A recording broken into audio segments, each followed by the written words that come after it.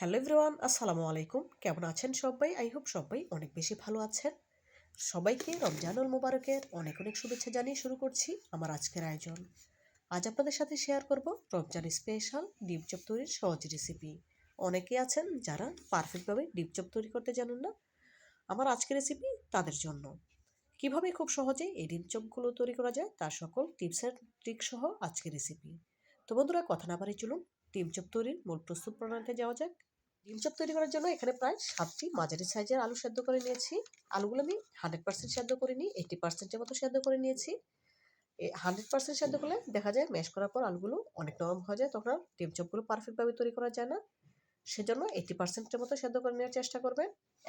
আলুগুলো খুব ভালোভাবে ম্যাশ করে নিয়েছি। এখন এর সাথে অ্যাড করে দিচ্ছি 1 টেবিল চামচ চিলি ফ্লেক্স, 2 টেবিল চামচ কাঁচামরিচ কুচি, 1 চা চামচ চাট মশলা, 1 চা চামচ ভাজা জিরা গুঁড়া, হাফ চা চামচ গরম মশলা, পরিমাণ মতো লবণ, কিছু ধনেপাতা কুচি, হাফ কাপ পেঁয়াজের বেরেস্তা। এখন সবগুলো উপকরণ হাত দিয়ে খুব ভালোভাবে মিশিয়ে নেব। খুবই আলতো হাতে মেশাতে হবে, খুব বেশি চটকে চটকে মেশানো যাবে না। দেখে বুঝতে পারছেন আমি খুবই আলতো হাতে মিশিয়ে নিচ্ছি। এ পর্যায়ে মিশিয়ে নেওয়া হয়ে গিয়েছে। এখন এর সাথে অ্যাড করে দেব 1 টেবিল চামচ সরিষার তেল। তেলটা সম্পূর্ণ অপশনাল, আমার কাছে ভালো লাগে সেজন্য আমি অ্যাড করেছি। তবে আপনারা যদি সরিষার তেল খেতে পছন্দ না করেন সেক্ষেত্রে স্কিপ করতে পারেন, কোনো অসুবিধা নেই। তেল দিয়ে আবারও খুব ভালোভাবে মিশিয়ে নিচ্ছি। দেখুন খুব ভালোভাবে মিশিয়ে নেওয়া হয়ে গিয়েছে। এখন ডিম চপগুলো তৈরি করার জন্য এখানে 4টি ডিম সেদ্ধ করে 4 টুকরো করে কেটে নিয়েছি, আর হাতে সামনে একটু সরিষার তেল মেখে নিয়েছি ডিম চপগুলো তৈরি করার জন্য। এতে করে আলুর মিশ্রণটা হাতে লেগে যাবে না। দেখুন পরিমাণ মতো আলুর মিশ্রণ নিয়েছি। এখন দু হাতে ডলে আঙুলের সাহায্যে একটু চ্যাপটা চ্যাপটা করে নিচ্ছি। দেখি বুঝতে পারছেন। দেখুন চ্যাপটা করা হয়ে গিয়েছে। এখন এখান থেকে এক টুকরো ডিম নেব। ডিমটাকে আমি উল্টে দিয়েছি। এভাবে করে উল্টে দিয়ে ডিম চপ তৈরি করলে তখন আর আলুর মিশ্রণটা খুলে আসবে না, খুব সুন্দরভাবে ফিনিশিং আনা যাবে। খেয়াল রাখতে হবে কোনোভাবেই যেন কোনো ফাটা অংশ না থাকে, তাহলে কিন্তু ভাজার সময় তেলে ছেড়ে দেবে, তখন আর পারফেক্টভাবে ডিম চপ তৈরি করতে পারবেন না। আমি দু হাতের সাহায্যে খুবই ভালোভাবে মসৃণ করে নিচ্ছি। দেখুন একটি ডিম চপ তৈরি হয়ে গিয়েছে। এভাবে করে একই প্রসেসে সবগুলো ডিম চপ তৈরি করে নেব। কতটা ফিনিশিং হয়েছে দেখে বুঝতে পারছেন। এক এক করে সবগুলো ডিম চপ তৈরি করা হয়ে গিয়েছে। এখন এই ডিম চপগুলো ভেজে নেওয়ার জন্য প্রথমে আমি এখানে নিয়েছি 2টি ডিম। কাঁটা চামচের সাহায্যে খুব ভালোভাবে ফেটে নেব।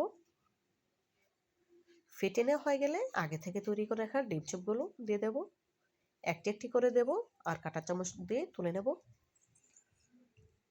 খেয়াল রাখতে হবে সব দিকেই যেন ডিমের অংশ মিশ্রণটা লাগে। কোনো অংশ ফাঁকা থাকলে তখন কিন্তু তেলে ভাজার সময় ফেটে যাবে। দেখুন কাঁটা চামচ দিয়ে তুলে নিয়েছি। এদিকে নিয়েছি কিছু ব্রেড ক্রাম্বস। এখন ব্রেড ক্রাম্বস দিয়ে কোট করে নেব। দেখুন খুব ভালোভাবে কোট করে নিচ্ছি। একটি ডিম চপ কোট করা হয়ে গিয়েছে। আপনাদের বোঝার সুবিধার্থে আরও একটি ডিম কোট করে দেখাবো। দেখুন আরও একটি ডিম চপ দিয়ে দিলাম। কাঁটা চামচের সাহায্যে খুব ভালোভাবে ডিমের মিশ্রণটা লাগিয়ে নিচ্ছি। কাঁটা চামচ দিয়ে তুলব যাতে করে ডিমের এক্সট্রা অংশ ঝরে যায়। আবারও ব্রেড ক্রাম্বস দিয়ে কোট করে নিচ্ছি।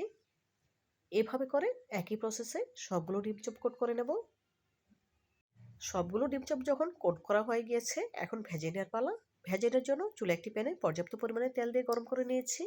এখন গরম তেলে এক এক করে ডিম চপগুলো ছেড়ে দিচ্ছি ভেজে নেওয়ার জন্য। খেয়াল রাখতে হবে কোনোভাবেই যেন কম গরম তেলে ডিম চপগুলো ছাড়া না হয়, তাহলে কিন্তু ডিম চপ অনেক বেশি তেল শুষে নেবে। যেহেতু ডিম চপ আলু দিয়ে তৈরি করা হয়, আলু কিন্তু এমনিতে অনেক তেল শুষে নেয়। আর গ্যাসের ফ্লেম কোনোভাবেই লো হিটে করতে যাবেন না। হাই টু মিডিয়ামের মাঝামাঝি রেখে ডিম চপগুলো উল্টে পাল্টে ভেজে নিতে হবে।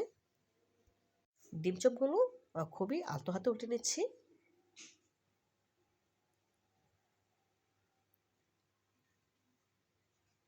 কয়েকবার উল্টে পাল্টে ডিম চপগুলো গোল্ডেন ব্রাউন কালার করে ভেজে নিচ্ছি। দেখুন এই পর্যায়ে ডিম চপগুলো আমার ভাজা হয়ে গিয়েছে। এখন একটি স্ট্রেনারে তুলে এক্সট্রা তেল ঝরিয়ে নিতে হবে। এভাবে করে একই প্রসেসে বাকি ডিম চপগুলো ভেজে নেব। এক এক করে সবগুলো ডিম চপ ভেজে একটি সার্ভিং প্লেটে সার্ভ করে নিয়েছি। একটি ডিম চপ ভেঙে আপনাদের দেখিয়ে দিলাম। মাশাআল্লাহ, দেখুন ডিম চপগুলো দেখতে কতটা সুন্দর লোভনীয় লাগছে। দেখতে যতটা সুন্দর হয়েছে, খেতে তার থেকেও অনেক অনেক বেশি মজাদার। আপনারা একবার হলেও আমার রেসিপিটি ফলো করে বাসায় এভাবে ডিম চপ তৈরি করে খেয়ে দেখবেন, ইনশাআল্লাহ সবাই আপনার প্রশংসা করতে বাধ্য হবে।